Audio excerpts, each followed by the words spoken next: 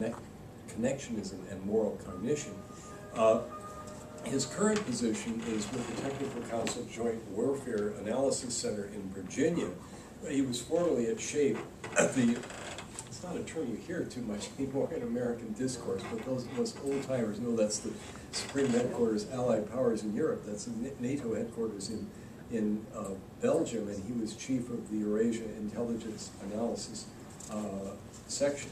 He's published widely on a number of different subjects, including ethics, war, neurobiology, and a lot of other things. He has served, among many other previous positions, as an associate professor in the Department of Philosophy at the Air Force Academy. Bill, we're delighted to have you here. Sorry there are more of us, but the quality partly makes up for the quality, and a lot of other people will be able to see this on the recording. Exactly. And the talk is called The Narrative Dimensions of Security, Stories, Identities, and Conflict. Thanks very much for the warm and generous introduction, Bob. I appreciate it. And thanks to the Humphrey School for hosting me. It's a pleasure to be here. I know we're a small group. We'll be intimate, but as you said, the quality of the audience will be high. And for those of you watching out on the computer or in internet land, I look forward to hearing from you over email. So the title of my presentation is The Narrative Dimensions of Security, Stories, Identities, and Conflict. And if you like, you can think of this gentleman here as being the structuring individual for this presentation. So this person is a member of the Tuareg tribe that lives in the Pan Sahel region of Western Africa. Numbers about 100,000, depending on whom you believe. And the Tuareg have an interesting relationship with the government of Mali, especially. This gentleman has probably had some kind of decision he's had to make. I took this picture about 5 years ago when I was in the area conducting research, doing field work. And he would have to make a decision about whether or not he's going to support some kind of peace compact with the government of Mali to allow the Tuareg to peacefully resolve their disputes. Perhaps to ally himself with someone like the Alliance for Democratic Change. That's an organization representing Tuareg interests that wants to peacefully resolve their conflicts with the government of Mali. Or he could decide instead that he would support something like an organization that used to be known as the Salafist Group for Preaching and Combat. So it's a very straightforward name. It tells you exactly what that organization is all about. They're going to convert you, and if they can't convert you, they'll kill you. So the Salafist Group for Preaching and Combat. Right? So Salafi, of course, is just a term of art that indicates companions of the Prophet Muhammad. That group has since changed its name, so it's no longer known as the GSPC. It instead is known as AQIM, or Al-Qaeda, in the lands of the Islamic Maghreb. So this decision that he's going to have to make about whether or not he's going to affiliate with the APC or with AQIM is a significant one. It's a significant one for him, for his family, for the government of Mali, and for U.S. interests, I would argue, in Africa. And that decision, I would also argue, is going to be shaped by lots of factors. It's going to be shaped by the stories and narratives that he hears about both the Alliance for Democratic Change and its purpose, and Al-Qaeda in the lands of the Islamic Maghreb and its purpose. And his decisions are going to be influenced by the power those stories have upon his mind, I would argue. So what I will do in today's talk is kind of unpack this relationship, very interesting relationship we see between narratives and stories and national security issues, especially those related to the formation of individual and group identity and how that influences people's propensity towards supporting violent causes. All right, hence the title of my presentation. So a quick overview of where I'll go in the talk. I'll discuss a little bit about the framework that I'll use to structure the talk, where I'm kind of understanding violence as a system is very important. I'll give you some background on what's called open systems theory to help you structure your thinking about violent organizations. And then I'll spend some time talking about what narratives are and introducing you to one theory of narrative, which is the Freytag triangle. What it means to tell a story is to have a setup, a climax, and a resolution. A very simple theory of narrative. That will then hook up to some of the extant literature in the cognitive sciences. So I'll talk to you some about what impact hearing stories and believing stories has upon your mental states. And after we do that, I'll move into a brief examination of how we might be able to use some tools from the ancient past. So in this case, a tool from the philosopher Aristotle from about 2,300 years ago that would ask us to evaluate the impact of stories along three different dimensions that I'll talk about later: ethos, logos, and pathos. In order to put some meat on this theoretical bone, I'll give you some examples from field work that I've done in Peru, from a friend of mine who's done some field work in Polynesia, and some photographs that I took from Mali that will be examples of stories in action. And I'll also show you some film clips from Hezbollah's Al-Manar television station and the stories they're telling there and what impact they might have on their stakeholders. Then I'll wrap things up by talking about one tool I've developed with colleagues that kind of organizes these thoughts for us and tells us what groups will be put at risk by virtue of hearing certain narratives. And it might even enable us to do something like forecast or perhaps understand where we could expect political violence to manifest itself given certain environmental conditions. So that's where we'll go today. I'll take about 45 minutes of your time, and then hopefully we'll have 20 or 30 minutes for Q&A and discussion. So let's start with the overarching theoretical framework, treating violence as a system. What does that mean? This diagram is taken from a book that my colleagues Troy Thomas and Steve Kaiser and I published a few years back called Warlords Rising. It's an attempt to systematically decompose the environment in which political violence occurs. So what it means to treat something as a system just is to look for precipitating conditions, inputs, if you will, into this moving ecology that are going to have a certain output. So in the case of some political violence, it's driven by things like scarcity of resources, or changes in demographic pressures, mass migrations, and so on. Socioeconomic deprivation, although relative deprivation is a theory of political violence has essentially been disproven, there's still a sense in which socioeconomic deprivation can motivate people to be affiliated with certain organizations. Organized crime and corruption might be another driver, right? It might very well be that standing up or forming some type of violent organization has as its target addressing corruption within the government. Identity cleavages are an especially important part of these pre-existing conditions. So this is the idea that as we look about for a common group identity, splits or distinctions, say between the Hutu and Tutsi in Rwanda, could be very important. So all of these things serve as inputs into this system, inputs into this process that could transform someone like a young Palestinian into a member of Palestinian Jihad, for instance. But there has to be some type of conversion operation that acts upon these inputs. So in this case, it's often failures of governance. So the inability of the government to address the demographic pressures, or to address resource scarcity, or to form a common identity that will unite people rather than divide them, and so on. And oftentimes there will also be an active attempt by people who are stakeholders in these initial kind of seeds of an organization to foment identity discontent. So these identity entrepreneurs will often be active, telling a story, telling a narrative that will also attempt to mobilize people to support whatever nascent organization is emerging. So Abamel Guzman in Peru, of course, beat the ground, right, whenever he was attempting to spur Maoist insurgency, as he did in the late 1970s. So these two conversion processes, when this happens enough and when these moving parts are in place, will result in the output of an organization that could espouse violence as a means to achieve its political ends. And so here's just a typology of various organizations. This is not exhaustive. You can see Chapter 3 of our book to see expansions on these. But these are very different in some cases in the form of organization they take. So a city-state as a violent actor, non-state actor, will be very different from a warlord group possessing a militia.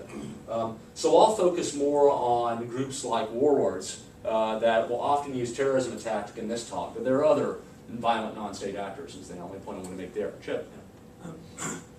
All of the inputs seem to be domestic on this list, and it strikes me that the behaviors of great powers can also have a real effect Yes, on this. that's very true. So the acts of great powers can shape all of these inputs.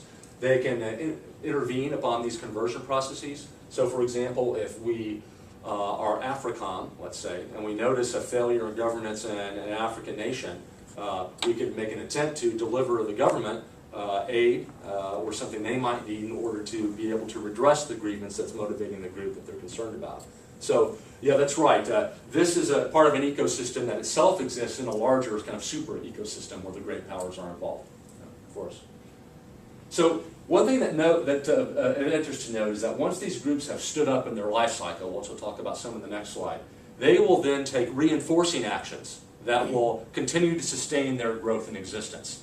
So once the warlords militia group is in place, they will actively reinforce some of the identity cleavages that are present, that they will recruit from. They might even actively seek to spur corruption within the government to continue, because all of these things are the raison d'etre for their existence.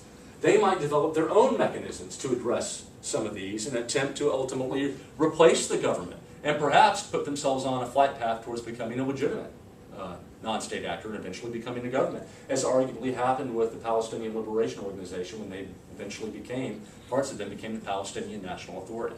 So it's a very interesting ecosystem that these groups live in. Now, as the organization stands up, there are several things it's going to do, and this is a little bit of a complicated chart, but I'll talk you through it. As that organization stands up, it's going to gestate, right? It will be in an immature phase where it's a little bit like a baby in the womb.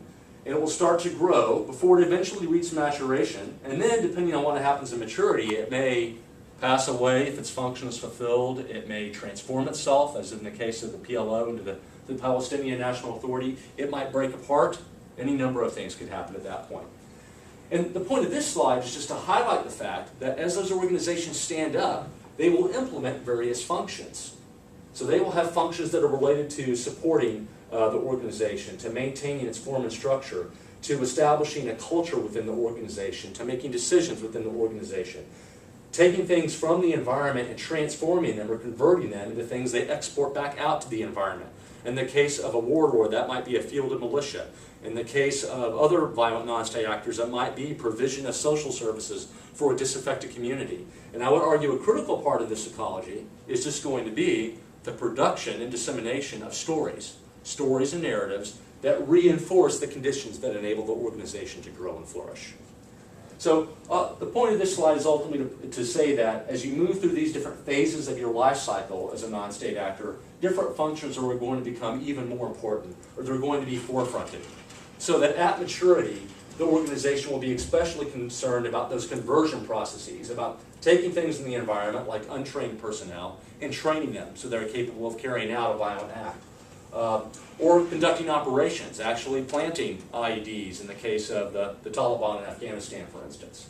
And so, whatever position we take about the role that narratives and stories play in this ecology, we need to be aware that they're going to be at play throughout this life cycle and accomplish multiple functions. Everything from shoring up stakeholder associations, right? Abamel Guzman of the Sendero Luminoso has to tell some of the sponsors of his organization a compelling story about why they ought to support him. To recruitment, right? Think back to our Tuareg tribesmen at the start of my presentation. There's going to have to be a plausible story that an elite is going to tell him about why he ought to join AQIM, for instance. So stories play an important role throughout this ecosystem. But what that means we need to do is, if we're to be political scientists and public policy theorists about this, is we have to articulate some nascent theory of story so we can talk about stories in a sensible way and gather data for the purposes of conducting analysis on it. So it's rather difficult to find a single good theory of story in the literature, and unfortunately in the English departments, popular schools of literary criticism are deconstructionist and oftentimes argue that stories have no fundamental structure, which makes it difficult to do any science around it. But I think that one useful theory of story that, as a matter of fact, does accurately describe the stories especially that motivate for political violence is to look at Gustav Freytag's idea of the triangle. So this is Freytag's triangle. He's a mid-19th century German author, and he, very simply perhaps, noted that stories have a beginning, they have a middle, and they have an end. All right, so a good story, especially effective stories for motivation, can be told in 3 sentences. And as I give you some examples of Freytag triangle style stories in action, you can see how they can be captured in 3 sentences. Those stories have some kind of incentive moment where a plot is put into action. Things become more complicated. There's rising action. Things build to a climax where suddenly something happens and there is a releasing of tension and perhaps a change in the main character or a critical plot turn that changes the nature of the story so that eventually you have resolution and relaxation. So these things are all unified by a plot that plays this structural role of setting up, building to a climax, and resolving some tension. So this is a very useful theory because it helps us understand why stories themselves can have such a powerful effect on human cognition. So here's a quick list from some of the cognitive science literature and social psychology literature that details for us what impact stories can have on your thought, on your thinking. We know that narratives can do everything from motivate you to do certain things, like Alicia O'Hara talks about in her book about moral reasoning, or as Troy and Steve and I have argued in our book Warlords Rising, where we provide some case studies of how stories motivate political violence. We know they can structure reasoning. That is, I can change the way you think about certain issues if I frame the issue in one way rather than another. And there's ample evidence from the neurobiology of moral judgment, for instance, that if I frame a moral dilemma using the language of personal interactions rather than impersonal language, then I can bias you towards preferring impersonal action towards a personal reaction to the case. So I'll talk a little bit more about that later. There's also evidence that the nature of the story can cue certain heuristics and biases and thinking, like the recall heuristic, for instance. If I repeat a story to you often enough, I can make an event in that story salient to you, right, a critical part of that triangle, and then it will be much easier for you to recall that event later, and then that might influence how you reason about that thing. Right? So if I constantly tell you a story about 9/11 and make 9/11 a critical turn in some plot that involves the United States, I might be able to cause you to overestimate the probability that you will be the victim of a terrorist incident in your life, for instance. So there's lots of really interesting work here by practitioners like Rasa Nakamura on schema theory, Fisher's work on problem solving, and Josh Green's work in activation of certain moral theories that I just mentioned. We also know that stories can affect memory and recall. So Xiaoping has some very interesting work here. You can see how this would go, right? If I tell you a story about Bob going to the pizza joint to get pepperoni pizza with anchovies, you'll be much more likely, because I've delivered that to you in the form of the simple story, to remember that list of objects than if I were to just say anchovies, pizza, Bob, and give you a random list. So you'll be able to recall those later and you would, in a way that you wouldn't otherwise. Stories serve as a scaffolding, if you will, for hanging certain other mental items on them. And indeed, Dan Dennett, very interesting philosopher of mind, makes the rather strong contention that stories themselves shape identity. So insofar as what it means to identify yourself as a member of one group rather than another, insofar as that involves remembering certain things, thinking in certain ways, having certain events be salient for you, then you can see how all of these other phenomena that are shaped by stories can contribute to and perhaps even constitute identity. So that's Dennett's claim, that what it means to be a particular individual, what it means to be Chip or Bob, just is to be the center of narrative gravity in your life. So the center of a plot that may very well have a Freytag triangle structure. So there are various theories in the political science literature regarding how political identity is itself shaped. Leona Huddy has a nice essay on this in a volume of political psychology. And the only thing I want to point out is that I'm not going to walk through these various theories of the formation of political identity. I just want to note, kind of foot stomp, that all of them are going to involve narrative and story in the construction of politically salient identity. And that will become important later when I talk to you about the at-risk group identity index, that tool that I mentioned at the start that might help us forecast vulnerabilities toward violent political action. One more thing for you to think about. So now that we've talked about the role that stories have in cognition, a simple theory of story, it might also be useful to have a simple evaluative model. You know, how do I go about measuring the impact that a story could have on a given target population, let's say, if I'm fashioning a public service message or a political message if I'm in a campaign. And a useful place to start, I think, is Aristotle's theory that he offered about 2,400 years ago in his Rhetoric. And there, Aristotle postulated that there are three major dimensions along which a story can vary. The story obviously has a teller, generally, and the teller of that story can have credibility in the eyes of the target audience or not. So we have to make an evaluation of the ethos of the storyteller. Is the source credible? And here you can have both shallow and thick forms of ethos. So what I mean by shallow forms of ethos is you may very well believe that a particular story I told you is true.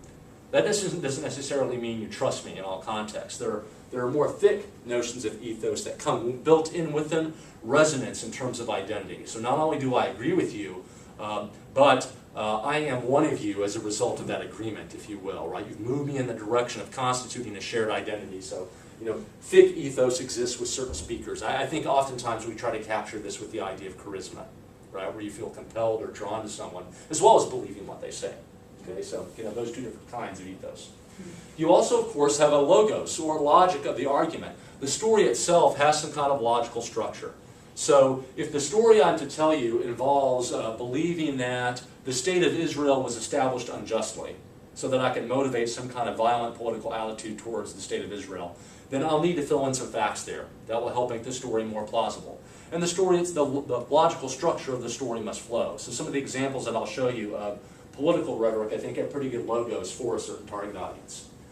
Finally, good stories also contain a certain amount of pathos. Not too much, of course, or they can turn you off because you feel like you're being manipulated.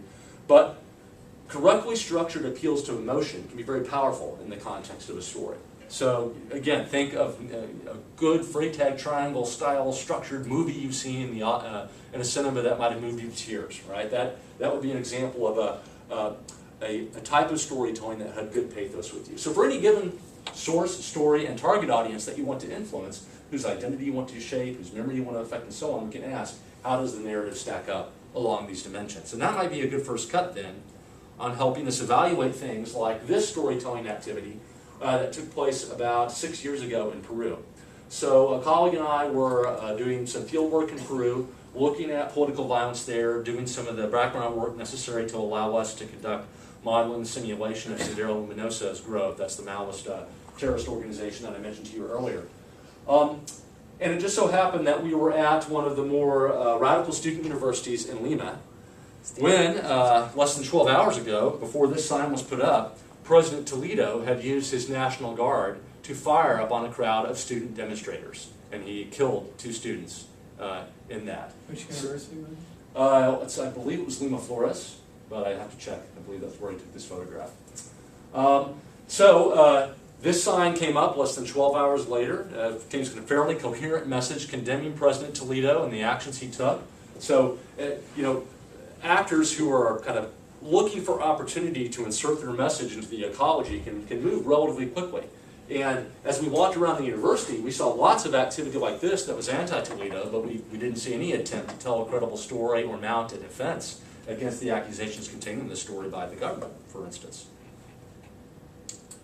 If you take a look at an entirely different area of the world, Tanzania, here are 2 members of the Maasai tribe, and this group of people are a pastoral warrior people who nomadically migrate throughout the area near the Ngorongoro crater in Tanzania.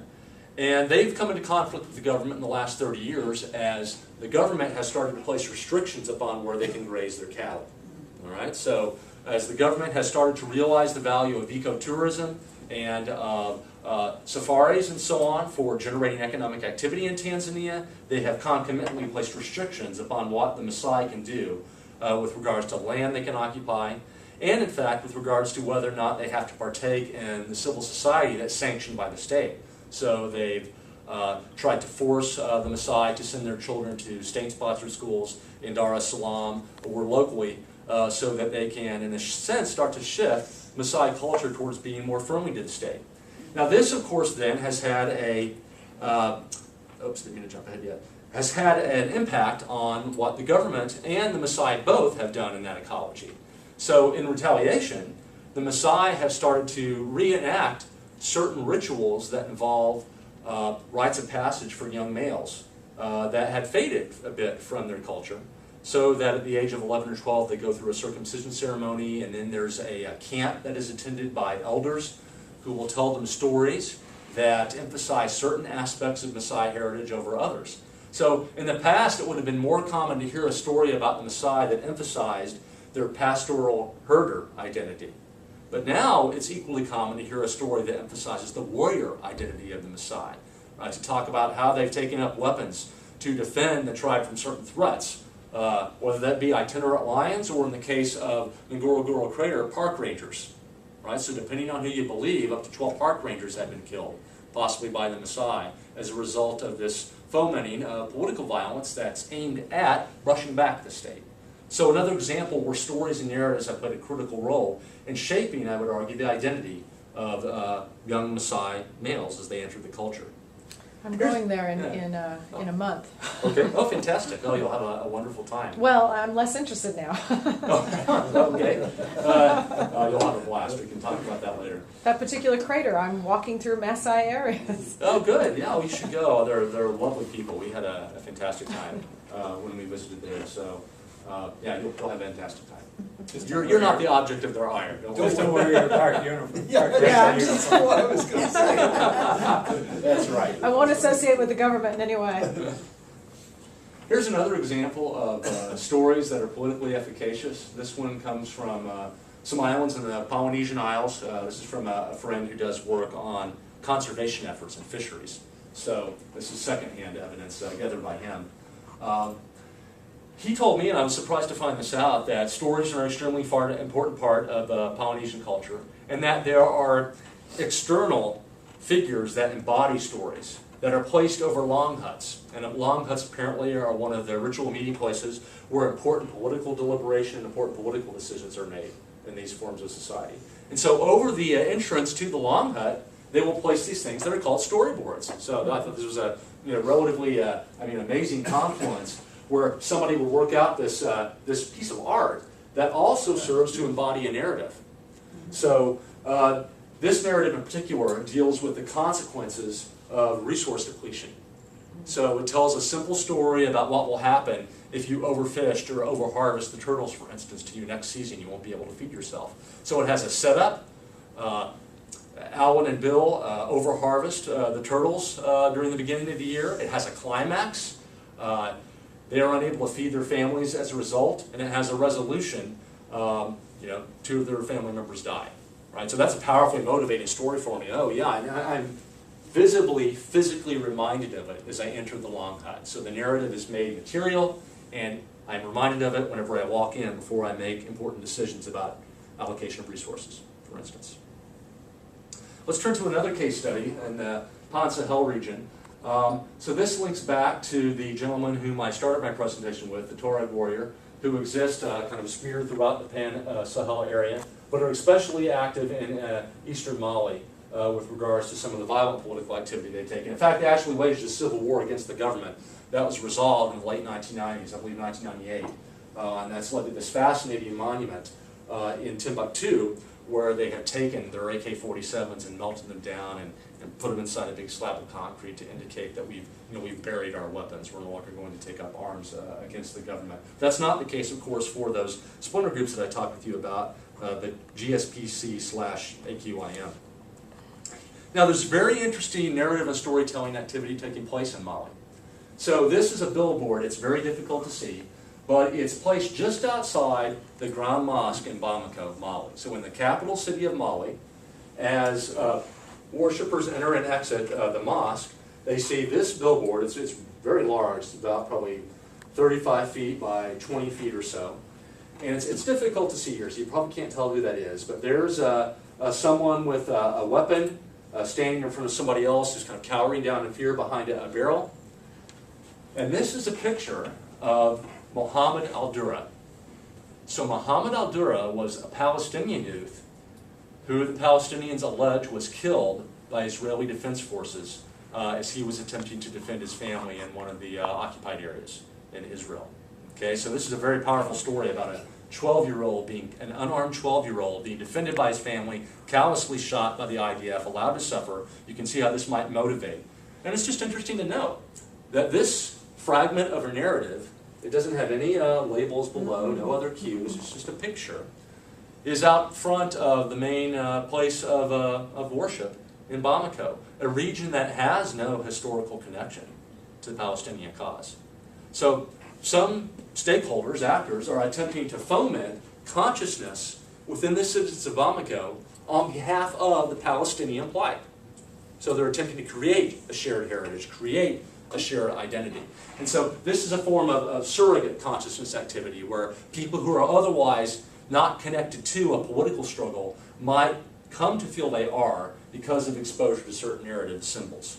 And there's a fair amount of surrogate consciousness activity taking place there. Linked to that is credentialing activity that you can see in Mali. So this comes back to that Aristotelian framework of ethos. So does someone have credibility?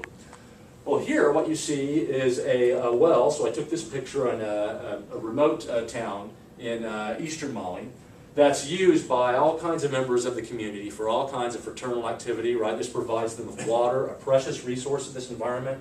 Here's a picture that I took of an impending sandstorm before it struck us, kept us in darkness, basically total darkness for about an hour. So you can bet that water is critically important to people in this desert area. So there's all kinds of fraternal community activity taking place there, provision of a critical resource, backslapping, handshaking, fraternal activity is rampant, and we already know that if you make skin-to-skin contact with someone for more than 15 seconds, then that generates release of a hormone in your brain that becomes a neurotransmitter ultimately called oxytocin. And when oxytocin levels increase in your brain, you trust others more. So that's just true as an experimental fact. I can take you into an experimental economics laboratory and I can stimulate the release of oxytocin either endogenously by touching you for more than 15 seconds or giving you a massage, as it turns out, or exogenously. Is that why politicians hold your hand and shake it Yep, forever? probably so in part. And when I had that skin-to-skin contact for long enough, you can get it from a pet too. If you pet your dog for more than 15 seconds, you will stimulate oxytocin release. Or you can introduce it exogenously. That is, I can put it in an Afrin sprayer and I can shoot it up your nose, right? And then it crosses the blood-brain barrier and influences neurotransmitter activity so that you would be more likely to trust someone with money in an economic experiment, for instance. So it's very interesting that this type of affiliative behavior is taking place underneath this symbol. So I don't know if you can see it, maybe difficult. That's a Saudi Arabian flag. And then in 3 different languages, so English, French, and Arabic, and there's the Saudi flag writ large, it says, "This well is a gift from the Islamic people of Saudi Arabia to the Islamic people of Mali." All right, so very interesting messaging and credentialing going on here. They're establishing an ethos, and they're cultivating a certain identity affiliation. All right, very interesting. Now I'm going to show you some examples that are a little bit more contentious vis-a-vis their violent component. I've got 3 different commercials that were captured from Al-Manar. And then most people don't know this, but Al-Manar is Hezbollah's television station. So Hezbollah has a television station they broadcast from 24 hours a day. And so I just want to show you some examples of political propaganda from Al-Manar. So here's the first one. The thing I want you to notice about this is how the commercial exhibits a Freytag triangle structure. It's a setup, climax, and resolution. The setup is Western powers unjustly create Israel. The climax is we resist violently. And the resolution is Israel is pushed into the sea. Okay, so the use of the Freytag triangle in a type of propaganda.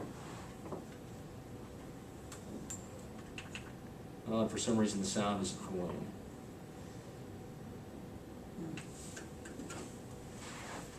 Sheikh Hussein Nasrallah is the founder of Hezbollah. So the first part of the commercial showed the Western powers unjustly creating Israel. The second part says you should resist violently. And the third part is a prediction of the resolution. So events of the 21st century. The 3rd, 4th, and nth intifadas are successful, right, according to this commercial. And Israel disappears from the face of the earth.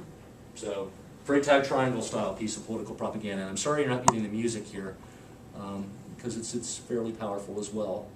And probably has something to do with manipulating the pathos, right, that people would feel as they watch. Oh, it's speakers off. You can see it down at the bottom there. Okay, let's turn it back on. Yeah, you're right. Whenever we did our setup, we'll just tweak it. Thank you. Okay, second commercial.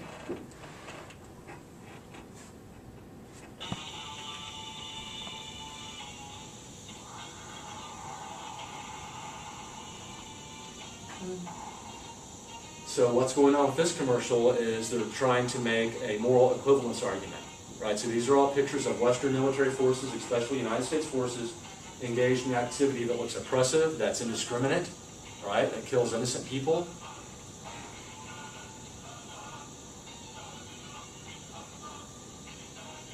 Is this correct? Yes, this is also Al-Manar. That's Al-Manar's symbol right here in that way.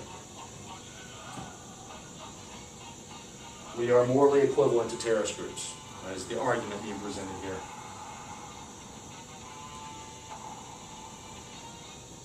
Here are some of the innocent people killed by our bullets and bombs.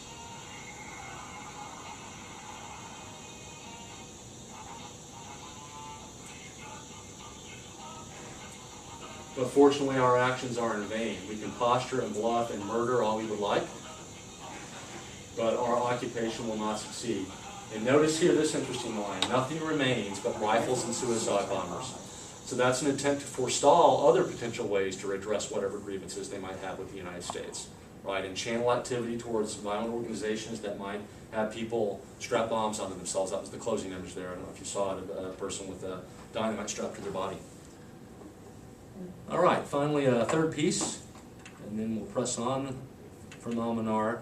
This is very interesting because it points out that the stories and narratives don't have to be embodied in real life. They can exist in virtual worlds as well. So what you see here is an advertisement for a computer game that allows Palestinian youth to pretend as though they're shooting Israeli defense forces in defense of the Palestinian homeland. Okay, so you know, we do our part to socialize youth into the all-volunteer forces with our violent video games, and so do stakeholders in the Middle East. Why should we expect otherwise? There's a video game very similar to this, a war video game that I've seen played in cyber cafes almost everywhere in the world. I've seen it in Vietnam, China, Brazil, the same game. Turkey. I'm just astounded that it's the same one.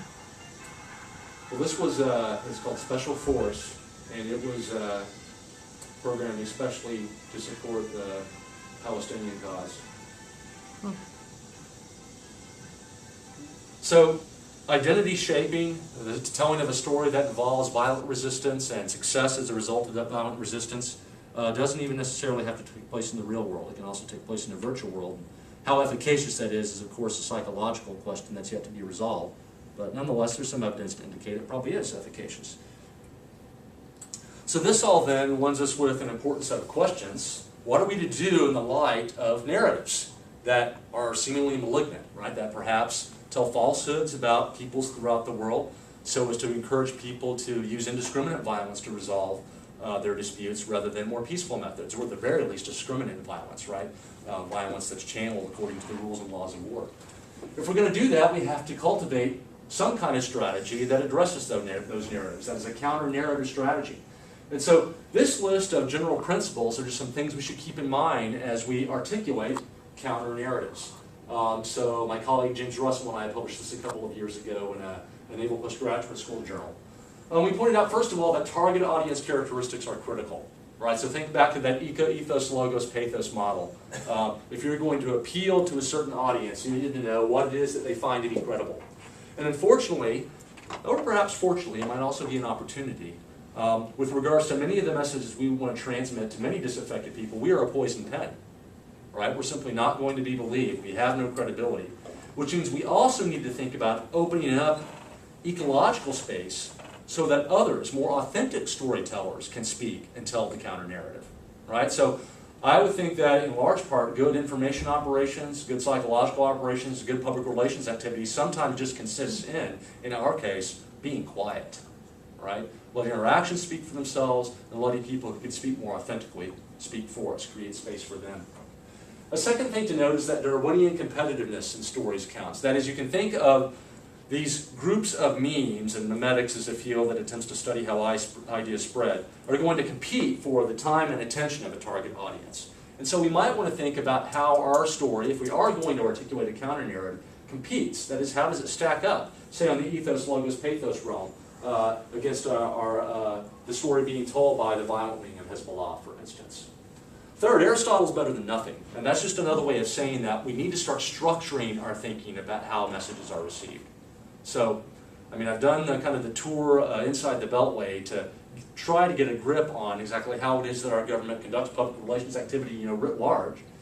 focusing more so on the military side of the house just because of my profession, but we haven't gotten as far as we could have in terms of articulating a framework. So let's at least start with something like Aristotle. Fourth point. Stories exist in an ecology, and there are going to be at least two, maybe three important story sets. The one our adversary is telling, and the stories being told both explicitly by us, right, we're here to help in the case of Afghanistan, and implicitly by us. So oftentimes the actions we take will be filtered through a narrative interpretive lens, right? And we don't want that lens, in a sense, to be given by the adversary or to be given by someone who wants people to unjustifiably engage in violent activity. So it is possible that even if you're telling a good story, if there's a possible story that's going to cast your actions in a very different light and make them seem unjust, that story may play just as well with the target audience. So you need to think about how your actions will be interpreted, not just the stories that are being told. Right? And sometimes it may very well be the case that in the military context especially, tactical success in a given operation might require that you bite the bullet on the story front. Right? So if you have an especially important operation to carry out in Afghanistan, a Marja district, you may have to carry it out, even if it does result in unintentional collateral damage, right, for very good tactical reasons. Even though that collateral damage, as General McChrystal has pointed out, will probably very well inform a narrative that will boost Taliban recruitment inside of Afghanistan. Next thing to note is that stories with firewalls are better than stories without defenses. And all I mean by a firewall is that some stories are resistant, recalcitrant to certain facts about the environment. Conspiracy theories are especially good in this regard, right? It's possible to build a conspiracy theory-oriented story that is non-falsifiable in some sense. You can't really find a fact that's going to cause a person in the grip of a conspiracy theory to repudiate the narrative. So, of course you want your stories to be true, right? I think that goes without saying. We can have a discussion about that later. But also, you want your true stories to have defenses against falsification, so that you can respond honestly. If you're General McChrystal, to the defense center in a vulnerable population being recruited by the Taliban, you can say, look, we don't intentionally kill innocent people in Afghanistan. And in order to demonstrate that to you, I'm going to investigate incidents of collateral damage. I'm going to be entirely transparent to you about when these happen, and I will hold my staff accountable for planning operations that respect your rights. Right? So that would be an example of providing a firewall with a story, so that if someone else is able to say, well, what about this photograph? You can say, yeah, that did happen. Here is the investigation that resulted. Here are the actions we took to tighten up our rules of engagement, and so on. Last three. Adaptability and flexibility are important. This is tightly linked to the idea of having a firewall. That you don't want to so tightly kind of identify your story with a particular environment that the story has no legs when the environment changes. So that's just another way of saying that you need to pitch your story at a general enough level that it can survive a change in the environment, survive a change in government, for instance.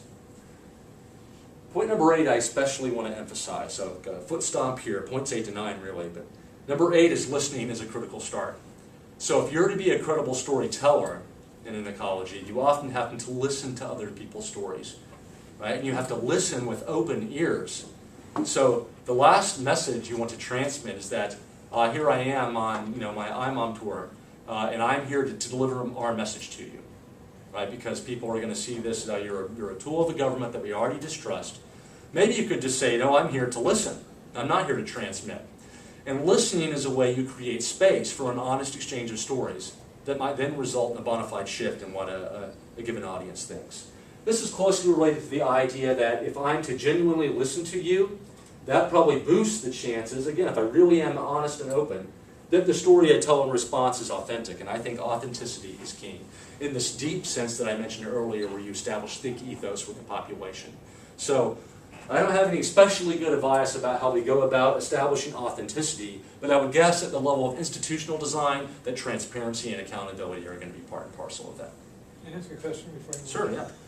I find myself reacting a little bit against the idea of us and our adversaries Right. as if they were homogeneous Yes. groups instead of terribly heterogeneous, which I think they usually are. Yeah, I agree. So you're right, I use dichotomous language a lot in that list. but I think you're exactly right. Your point's well taken. The larger point I want to transmit is that we're part of an ecology that has multiple actors, right? So even in the case of political violence in the Middle East, multiple actors, right? Some of which we can class as adversaries, some of which we shouldn't, some of which are fence setters, some of which, like Hezbollah, contain multiple wings or elements. Some of those wings or elements are entirely politically legitimate, right? They're rejecting violence as a way to resolve disputes, others are not. So I'm with you all the way, Jeff, that's a great point. So one thing we can do is we think about rolling stories up into other considerations. Maybe you look at a tool that a political scientist or a model would put together to help you figure out where political violence might occur, is to use something like the At-Risk Group Identity Index. So this is something my colleagues and I at the Naval Postgraduate School came up with a few years ago. And this is a way to assess where violent non-state action might take place. So let me walk you through this very quickly, and then we'll wrap up my presentation. I look forward to your questions. The x-axis here indicates what it takes for a given population to be put at risk for narrative recruitment, if you will. So what puts you at risk, according to the literature on violent social movements from social movement theory, is being at risk is a function of lacking political opportunity. So that's what the PO here stands for, political opportunity. Generally speaking, if people have a legitimate political mechanism they can use to redress a grievance, they will use that mechanism. Right, because an inverse function? Is it? Exactly. So if the political opportunity is high, that will lower the chance that you will become violent in response to an issue. So you would multiply that, right? And so if there's absolutely no political opportunity, a corrupt, illegitimate government that's not listening to your voice, not democratically governed, no election mechanism, whatever, you would be pegged out at 1 then. You multiply that by the presence of mobilizing resources. So there are ways to operationalize and assess the presence of mobilizing resources in a region. Those are things like the easy availability of leadership, tactics, techniques, and procedures, arms, explosives, funding, right? There are some regions that are more awash in these things than others, if you will. So you can assess that from 0 to 1. And then finally, you have frame resonance. And this is where stories enter the story in a big way. Frames is the preferred term of art in social movement theory for talking about the impact of narratives upon groups. In fact, I saw a poster as I walked in here for Frames of Violence, an event that the university is sponsoring that's taking place in a few days. So that's really what they're talking about. Frame resonance is a measure of how much a particular framing device, a narrative or a story, resonates with the population that is being mobilized. So you operationalize that, assess it from 0 to 1. So if you're 1, 1, 1, that means you have no legitimate way to resolve your grievance. There is no other. Your struggle, if you will, is blocked, as Mark Juergensmeyer would say. That your region is awash in mobilizing resources, tactics, technique, procedures, possibly pre-existing groups, and so on, and that there are identity entrepreneurs telling highly resonant stories that are going to motivate you to become violent, in which case you'd be maxed out, you'd be over here. Now, another important consideration that influences the x-axis is the y-axis. I've broken out separately here. This is an indication of whether or not a society is highly heterogeneous in politically salient group identities, or whether or not it's either homogeneous or the identities that exist aren't politically salient. So in many societies, for instance, eye color is not really politically salient. You're not going to be able to foment a division and grow it by adverting to the color of your eyes, for instance. So even though a society might be very heterogeneous in terms of eye color, that's not a politically salient identity. So that would be the second measure here. So group identities, political salience. So how heterogeneous is your society, and how salient are those identities to political concerns? If you're maxed out in both those, a highly fractured society where those identities are all politically salient because of past history, you would be maxed out here. And so you might be a 1-1 society, like Iraq is currently. And it's the non-state violence that you're seeing there. Mali existing somewhere in the middle. Iceland, super low. Highly homogeneous. The identity cleavages aren't generally politically salient, and low across the board in terms of the high political opportunity democratic society with few mobilizing resources and no resonant frames, although you might be able to argue an economic case there. Japan would probably be down in that corner too. What's that? Japan would be down. Yes, that's right. Yeah, that would be a good example. So we did this study quickly. These aren't scientific assessments. These are, in a sense, guesses, right, WAGs. And I just put the United States up here to be provocative, right, just to indicate that you might be able to identify slow-moving and fast-moving potential violent social movements inside of a country. These processes over here generally act on geologic timescales. So it takes a long time to spin up. Whereas these can change pretty quickly, right? The stories that are being told can change overnight. You can quickly import money into a region, right, given the facts of globalization and so on. So these can change relatively quickly. These change more slowly. So you could have a fast-burning violent movement in the United States, right? If the electorate were to suddenly, take quaaludes and elect David Duke president, then pre-existing politically salient identities like skin color would suddenly become very salient, and this stuff could gin up quickly, and we could bump over there, right? Would be how the story would go. So societies in the bottom right are going to be more prone to slow-burning violent movements, if you will, whereas societies over here in the upper left are going to be more prone to possible fast-burning violent movements. Also useful for policymakers to know. Okay, so I talked to you for just about an hour. I just want to leave you with these parting thoughts. Hopefully I've demonstrated to you that narrative and stories are an important part of the ecosystem of violence, that some of the Aristotelian tools that I've talked about are at least a good first hack to help us get our minds around, and we should use Gustav Freytag and our friend Aristotle. Although we could look at things like viral marketing measures to help give us assessment methods as well. And one thing besides authenticity and the importance of listening, I hope I've emphasized, is that we need to really start to think more deeply about how our actions are translated into story-driven perceptions on the part of a target audience. And I don't think we've done a very good job of that, especially in the military, to be blunt.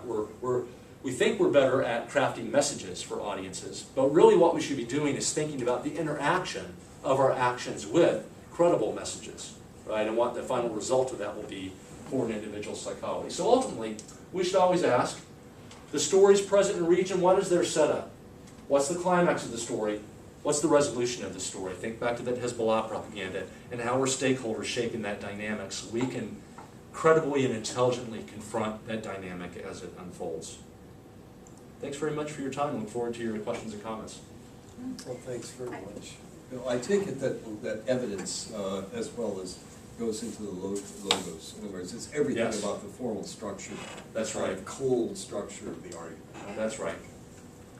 I was in New Mexico over spring break, and the library at the University of New Mexico has a show right now on the psych ops of the Chinese and the Americans in Korea in the early 50s. They've got a nice cache of materials that were actually developed by an American who I think was an academic and was hired by the Army, and he put together this whole, and I think he was, he spoke Chinese, and they were actually, there were things in Korean and in English and in Chinese and often three, and they were trying to use images to tell these stories. And I thought, although the show put up by the curator is mocking all of these, I actually thought, because I'm a Chinese reader, they were fairly effective and surprisingly effective. There's each side made mistakes, but in language, there were mistakes in Chinese and mistakes in English, but not a lot.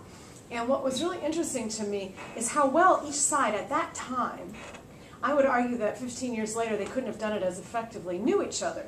There were Americans still living in China in 1950 because there were Americans who've been living in China, children of missionaries or working or whatever, who've been living in China for all through the time, the war and everything. And there were Chinese in the United States, there were quite a number, and so they were able to tell stories that each recognized because they knew each other fairly well. What I thought was interesting is that each was trying to tell stories to the Koreans population, yes. Right? Mm-hmm. And those, I can't read the Korean, but I could read the Chinese and English parts of those posters, and I thought the stories were told less well. I thought both the Chinese and the Americans were not able to tell these stories as well to the Koreans because I think they didn't know the Koreans as well, or they assumed things. But I can't tell how Koreans would respond to them. But I thought it was an interesting kind of exhibit. And where is it? That's fascinating. It's in Albuquerque. University of New Mexico. University? Yeah, it's at the, they have a anthropology museum at the university, and I'm not quite sure why that's there, but. Wow, fascinating. I'll have to look on their see webpage. Exactly, to see if they have some of these documents online. I'll add in my portfolio. Yeah. And I think you're exactly right that stories have multiple audiences. One of the right? things Which that complicates things. I worked in Iran for a number of years, and I've also was in Nigeria 20 years ago, and I found similar stories about the United States in both Iran in recent years and in Nigeria 20 years ago. A lot of, you know, the conspiracy theory things that go all over the Middle East and a lot of paranoia. But one of the things that I've always found striking is every time I'm invited to someone's house, because I love to have dinner with people who really dislike Americans. I find it fascinating. So when someone kind of attacks me, I always try to figure out where I can get invited to dinner, because I want to know more about them. Right. And I found myself invited, sitting on carpets in Iran, eating dinner in family houses in Tehran. And then you get to see the whole family, and you're trying to put the context in your mind about these stories about the United States. And one of the things I find really interesting is that people hold, as we know, multiple stories. Simultaneously contradictory stories. Yes. And so Iranians, there are pro-American Iranians and anti-American Iranians, but even among the most anti-American Iranians, they've also got other stories about the United States. So they'll tell you on and on and on about the Jewish conspiracy, and the United States is doing this and this and this and this and this. And then later they'll talk to you about movies and films and celebrities and human interest stories they heard about in Illinois. Do you know where Illinois is? And they've got these other narratives that come from a lot of our pop culture. Yes. But they've got these other narratives that are positive, that they hold simultaneously. And I think it's fascinating how that happens. So, I mean, I think that's, I had a kind of related question, I suppose, and that is that the whole thing is so fluid and protein. Is there any kind of behavior by the United States that involves military action? Because military action involves people dying. That can't be, you know, grist for a story mill and is unavoidably the grist for a story mill. So in other words, trying to anticipate what somebody's Yes. going to do, you know, may not be really possible, because no matter how little you do, it can be enough, right? Yes, I think you're right, but I do think there are actions we can take that will kind of mitigate that expected impact. So, I mean, I think the collateral damage story that we're seeing unfold in Afghanistan is a very good example of that. Prior to General McChrystal, arguably, just as a military culture, we weren't paying as much attention to collateral effects. Post-General McChrystal, because of both the rhetoric he's used, because of the things he emphasizes in his public briefings, and because of some policy changes he's made governing especially the use of air power in Afghanistan, we've started to address the collateral damage issue. And for some segment of the population in Afghanistan, that was a critical point. I mean, they see this as, okay, the U.S. government is acting in good faith, is trying to drop less bombs on wedding parties, you know, to put it very bluntly. And it's made a difference, I think. So some of the survey work that they do quarterly in Afghanistan, I think, has borne that out. So we can help around the margins, but even though some of it will be entirely unavoidable, yeah, just by virtue of our existence, the fact that we're powerful, right? There are going to be certain narratives that can be told about us, come what may, no matter what we do. I found myself applying your model to other venues like Dick Cheney, right, with his whole narrative about why we have to torture people Right. in order to be safe, or about, you know, the whole right-wing narrative about the healthcare debate, and you know, Obama being a socialist. I wish he were, but he's very far to the right as far as I'm concerned. But anyway, I mean, it just seems to me we're constantly manufacturing narratives for domestic political purposes too. Yes, Some of that's them are very right. dangerous to the future of the country. Yes, I would agree with that. That's a literature I don't know as well. So I focus more on international implications of storytelling. But you're exactly right that as I broaden this research agenda, I should start looking at, say, domestic political campaigns and the role that stories play in them. I haven't, just because most U.S. domestic political campaigns generally don't involve a violent component. So, you know, I focus more on national security-oriented stories. But you're right that I'm sure a lot of the same psychological mechanisms are at play, and those might then be able to be transferred into domains more closely related to national security issues. Well, they have to be. I mean, you're just talking about the way human beings decide about their commitments and preferences. Right? Yes.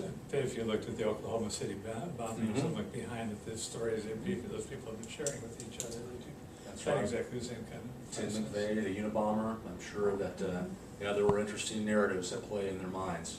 I haven't conducted any kind of thorough analysis of that. Somebody who has is my colleague John Drummond in the Air Force. He wrote his PhD dissertation on radical militant groups in the United States. So actually, I should talk to him. But I'm I'll not even take that as thinking, work. I'm thinking of stories Yeah. manufactured by the government too. It's not just radical. True. Yeah. I mean, look at the Texas Board of Education, the Yes. school board, or Right. the textbook dispute. It's exactly the same kind of thing. Yeah, I agree. Yeah. What stories There's no are doubt involved? some of this same mechanism can be useful for thinking about the tailoring of public service messages, how politicians think about political campaigns, lots of other domains. And so this is pregnant with lots of fruit. I haven't had time but or they energy do. to explore them. Yeah. I mean, they do. They talk about telling the story. But, Right, yes. but also, the more complex the social situation, the more that any given story is going to play differently for different audiences. And then it starts getting a little less intuitive and more scientific and more complicated, right? Yes, I mean, 'cause true. That's a good point. I mean, ultimately, I'm going to put some science on these bones by having a more No, I thorough wasn't understanding of the suggesting this mechanism. wasn't scientific. What I And mean then is that, right. that it, you know, it gets so complicated that, you know, you almost wind up, once you try to put it at some level of generality, people tell stories and they have an effect, right? Sure. And we know that. But I think this is very, very Step in the right direction. Well, thanks, Yeah, Bob. what do you see, Bill? Tell us what you think as you've gone on this journey of research, or what you see as your contributions. I mean, I'm kind of curious. Sometimes to set it for a paper is, you know, people have been talking about this for years, but they never asked this question, and this is the thing that really drew me to it. And where people have been finding this, but I just thought it's got to be all wrong. And here's what. Right. You know, sometimes we know where you stand by who you disagree with. And then, if you can, tell us what you're going to do to further this journey when you get to DARPA. Right, okay. So let's address your first question. As you look out kind of in the landscape of especially literary criticism-driven theories of story, for some reason it's not popular to talk about universal story structures or to argue that certain structures, by dint of the impact they have on human psychology, are going to be more efficacious than others. So I'm not sure if that's just politically incorrect, what the rationale is behind that, whether kind of post-structural movements in English departments have undermined, you know, our ability to get theoretical purchase there. But taking Gustav Freytag seriously again, reintroducing him, and then using his triangle as an analytic tool to explore the neural, Kuhn psychological mechanisms responsible for processing stories, that's fairly innovative. So we haven't really seen that happen before. I've had colleagues do associated pilot work that I can talk with you about later online, although none of it's been published yet, that is linked to the fMRI world, so actually getting down to the neural mechanisms responsible for processing some stories, right? It might very well be that to be in the grip of a certain story just is to have the story tweak dopaminergic neurons in your brain, and that's a series of neurons that are responsible for helping you learn things, and that the same neurons that are tweaked whenever you take a hit of cocaine, right? So maybe to be in the grip of a story, to have a belief incapable of revision in the light of recalcitrant evidence, just is to be exposed to certain stories in the right environment, such that they are grabbing a hold of your dopamine-driven learning system in a certain way. And the second part of your question, we can talk about more offline. I think there are all kinds of fascinating research programs that I could see political scientists, neurobiologists, cognitive scientists, public policy theorists, and we're talking about the institutional design side especially, could be involved with. But we'll talk about that later because we are at 1400 and I have a meeting with the dean. Thanks very So much. thanks to those of you out in today.